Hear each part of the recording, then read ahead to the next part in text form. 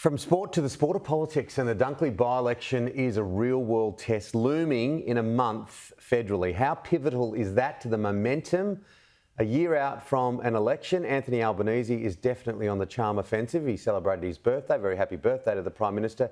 He's in Dunkley today, and joining me at the desk is former Howard Government Minister and Bondi Partner Senior Advisor Peter McGauran. He said it's his birthday. He goes, come on, get on board. It's pivotal, isn't it? No question. But it's more critical to the government than is the opposition. Everything's in favour of the government.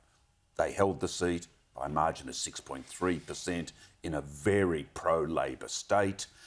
So it's an opportunity for Peter Dutton to make an impact, to improve the coalition vote, but the government has to hold this seat.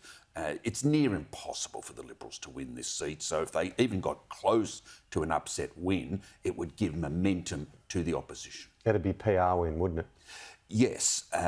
The government's got everything to lose and the opposition's got everything to gain. Yep. All right, Parliament returns 2024 next week. It's going to be a fiery session. Both leaders know how much is at stake right now, don't they? Correct. We're in the run-up to an election, probably 12 months away, but if the opportunity presented itself, Prime Minister would go early, as Prime Ministers tend to do in their first term, towards the end of this year. The ground has been staked out between them. The Prime Minister's had a terrible 6 months. He's on the back foot. I wouldn't say he's on the ropes. He's a wily politician, isn't he? A wily politician. He's been there close to 30 years. The Parliament's second nature to him. He performs well in the Parliament. But Peter Dutton's a natural parliamentarian too. Yeah. They're equally matched in many ways, but Anthony Albanese has incumbency to him. Yeah, he's got all of the ability to set the agenda. The economic tailwinds are beginning to build for him. Watching Parliament sometimes would be the last thing someone wants to do. But it could be a little bit of get the popcorn and watch it the next little while, because I think it will be nice and fiery. Now, we've been discussing cost of living. We've been discussing the economy and how pivotal that is.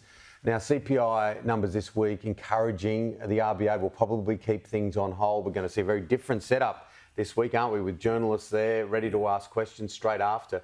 But it does look likely after those inflation numbers that later on in the year we're going to start to see rates come down. You're perfectly correct, Tim. The December quarter inflation rate was 4.1%. The Reserve Bank was expecting 4.3%. Now the clamouring is for them to begin to reduce interest rates. All the economists that'll help the government. That indeed, they're banking on it, and you can see a bit of a spring in the step banking of Treasurer, forgive the pun, of Jim Chalmers. He seems a lot brighter the last few days. So, will there be interest rate cuts towards the end of the year, in the second half of the year? Almost certainly, if we continue in this way. But the inflation's still got to get down to 3% before the Reserve Bank releases the handbrake. Yeah, exactly. And there's some positive signs in the US, of course, which helps things as well from the perspective that we may see. Well, they're down to 3% inflation, and the Fed Reserve did not lower interest rates as expected, and the markets have reacted adversely to that. So they are demanding an interest rate cut in America for a 3% interest rate. We're nowhere near that yet. No, of course. Peter Dutton says taxes will always be lower in a coalition government. It doesn't look like they're going to get in the way too much of the backflip. Correct.